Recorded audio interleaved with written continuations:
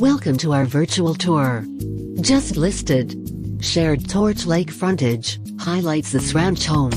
Features 3 bedrooms, 2 baths. Air conditioning. Relax on the large deck. With laundry room. And a garage. Desirable White Sands Estates. The peaceful backyard will be perfect for hosting your next barbecue, enhanced by a fire pit, picket fence and a large deck with built-in benches. Enjoy your virtual tour.